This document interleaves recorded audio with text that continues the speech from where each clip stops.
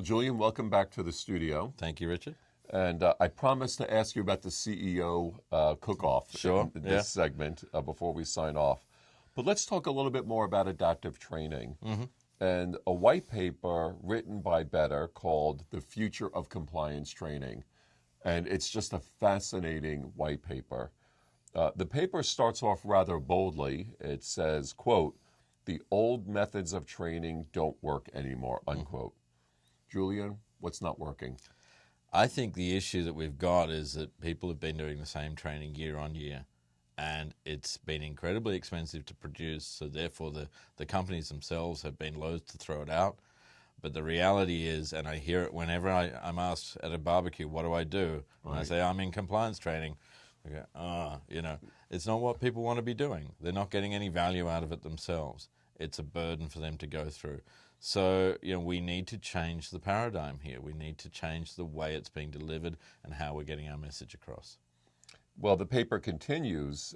It says that it talks about the frustrations of compliance training. So, Julian, who do you think is frustrated and why?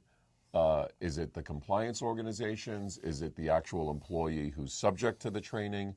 The paper talks about compliance training having a, quote, hostile audience, unquote. This all seems rather daunting, so maybe you could talk a little bit about it. I think the issue is that nobody really wants to do compliance training. It's not something that is going to improve your job prospects. Right. It's not something that's going to get you that promotion.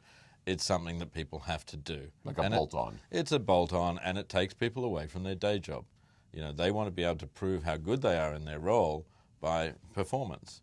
They don't want to be having to have a half a week taken out of their, and then, they've got nothing to show for it except, oh yeah, you passed just like everyone else.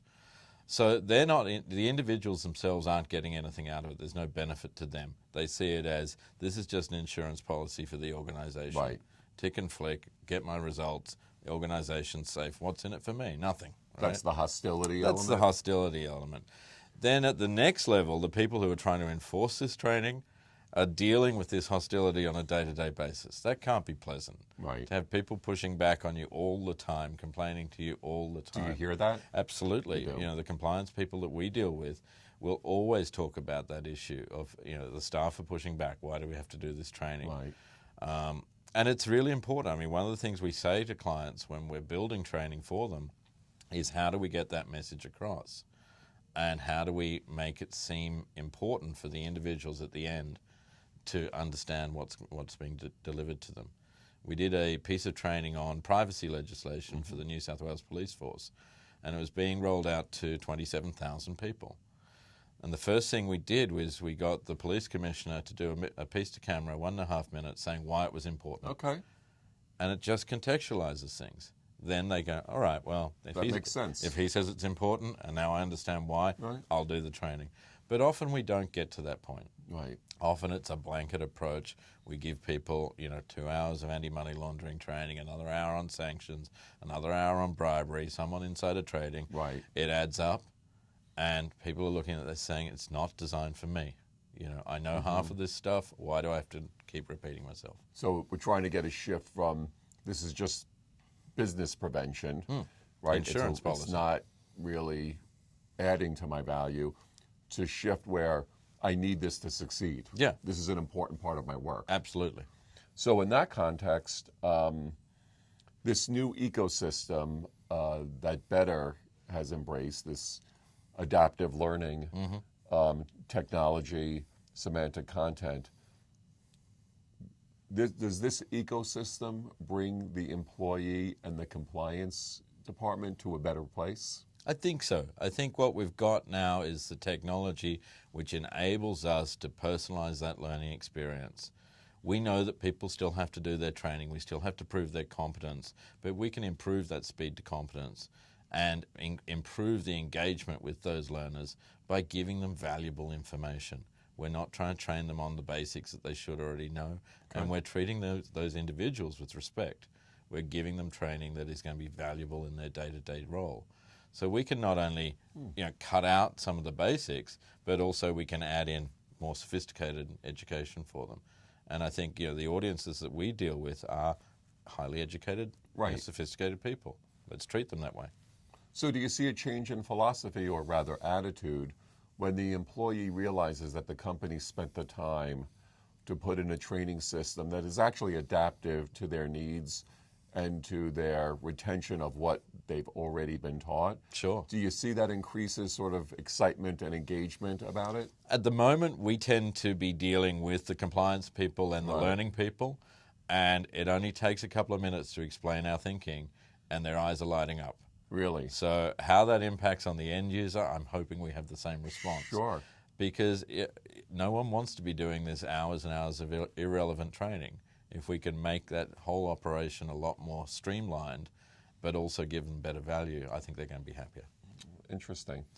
Well, so you've seen this in practice, and you've gotten feedback from the compliance organizations. Sure. So in one organization here in the States, they've rolled it out to 110,000 people on AML training. Wow. And they are now 110,000 globally in 8 different languages. And the system is just seamless. People go in, they do their training, they can pick a language, they can change languages halfway through, and they get to do their training very, very quickly. So they're now this will be their 3rd year of using the system, and it's a great platform for them. And hopefully they'll expand that beyond just anti-money laundering. But for a complex topic like that, it's really fabulous to see that they can get into much more detail than we could have provided in a 45-minute, Sure. AML 101 basics course. Well, you talked about speed to retention. So the idea is they're going through some initial gateway questions so the system understands retention and moves them along to either more an advanced level or just confirms that they've retained what the company expects them to retain. Exactly, yeah. So that whole piece around getting their competence to a certain level and understanding what that level is, and then next year they come back and hopefully the first 50% is done, so we know where they're at, we can test them out, and then move them on to the next level and the next level. And as they move through the organization, we can give them more sophisticated training just by looking at which job roles they're in and making sure that we're tailoring the experience to those job roles as well. So it should actually improve their competence and improve retention. And I would assume that employees that have had tenure in this organization know that this training system is not the same year to year, so they understand what they're sort of in for up front. Yeah, it's an interesting question because organizations that we talk to say, yep, for existing employees, that's great. But for new employees, we want them to do 100% of the course. Sure. They have to go through a strict training, even if they've got 20 years experience at the competitor. But it's important that they learn their way of doing things. So, yeah, there's still going to be that burden up front for new hires. Sure. But I think that's okay. Everyone expects that. That's an expectation. Yeah, and from a regulatory point of view, I think what we're going to be able to give those organizations is a better standard of reporting, a better understanding of where the gaps are in their knowledge and where we can address those gaps. So I think looking at it from a regulator's point of view, they're going to be happier with this outcome because they're actually getting more important information, what they need. Real data. That's fascinating.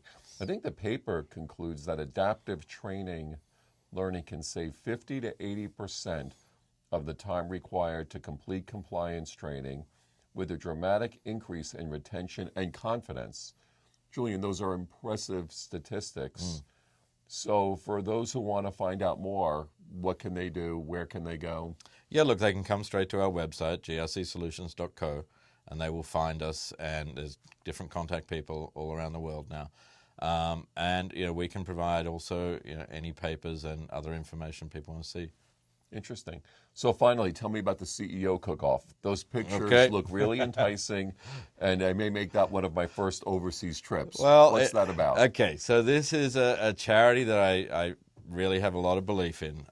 My first career was in the hospitality industry. That's right. And I spent 15 years in that industry, and I saw a lot of food wastage. And it's not just in restaurants, but it's also in corporate cafeterias. Sure. It's in catering organizations. It's in hotels. At the same time, we have a really bad homeless problem. Right. In Australia, we've got over 100,000 people homeless in a population of 20 million. Wow. 28% are children. and some of those are as young as 12. And that's an awful situation. Sure. And I think we see it in every major city, that there's people living on the streets, living rough. And what can we do about it? Do we give them a few coins? Do we go and buy them something to eat? Right. That's not going to solve the situation. So this organization, OzHarvest, has built a whole system around going to these organizations and retrieving the food. They've actually had to change legislation. And it's not secondhand food. It's not coming off someone's plate. It's just excess. It's just excess. It's that bread that we can't serve tomorrow. Sure. But we can turn that into something else. So they built commercial kitchens and so on. And then they distribute that food out to all the other charities around the different cities in which they operate in. And a wonderful organization. And it really makes us feel that we actually are doing something concrete that has a more permanent benefit. The CEO cook-off, though, is a challenge. Okay. Right? So it's what we get to do is we get to cook for up to 1,000 homeless people. Fantastic. So they set it up in a big space, and we're paired as teams with celebrity chefs. And on the night, we have to go in there and peel the potatoes, chop the onions. Right. And 6:30 comes along. Roll and up your sleeves. 1,000 people come walking in. And they're brought in from all around the city. And our challenge is to feed them a 3-course meal and put on entertainment for them. And it's a great opportunity for us to go and meet people and shake their hands and understand the issues that they're dealing with. But part of that, too, is that we need to be sponsored. Right. So I need to tap up all my friends, all my colleagues, and send out emails saying, come on, give me $25, give me $100, whatever, and we try and raise money. And this year, I think we're going for about $1.5 million.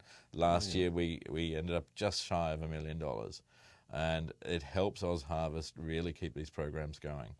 The latest program they've got now is to take underprivileged kids and give them a cooking apprenticeship. Wow. So they've built their own commercial kitchens. They have the celebrity chefs come in and train these kids until they're at a level where they can go and work in a professional kitchen.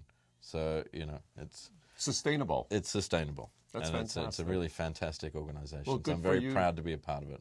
That's terrific. OzHarvest. OzHarvest. Terrific. Well, I hope to get to one of those someday. Yeah, you should. Pleasure. Well, thanks for all your time and the interviews, and we'll look forward to continuing the conversation. Great. It's been a pleasure. Thank you, Richard. Pleasure. Thank you.